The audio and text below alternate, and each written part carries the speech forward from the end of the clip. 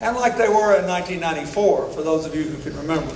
But in the end, what works for America is when we have a strong private sector, a strong worker movement, a strong government, and we all work together for a common objective. That's what works.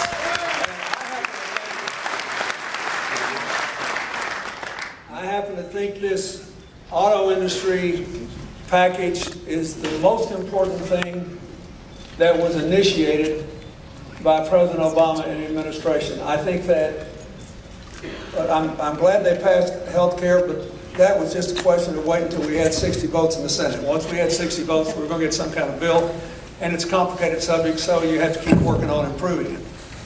But this did not have to happen. The president could have walked away from this, the government would have walked away from it, and we wouldn't be here in the humor we're in today.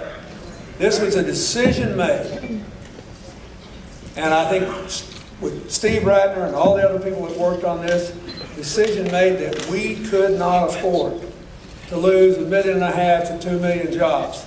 Everybody's forgotten this was not about the factory workers. Every time I hear Mr. Romney talk about this, I think his daddy must be turning over in his grave.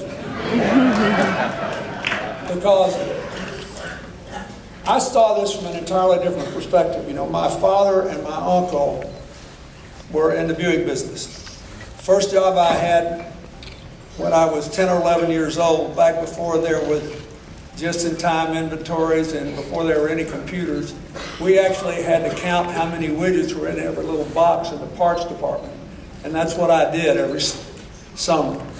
In those dark rows, counting all the parts that we had to keep sometimes for cars that were 20 and 25 years old. I knew the mechanics that fixed the cars. How many of them would have lost their jobs? Even more now, because an ordinary person can't fix his car anymore. He used to be able to do that. And this is really important, but it proves the larger point. If you want to bring America back, we got to get together and do it together.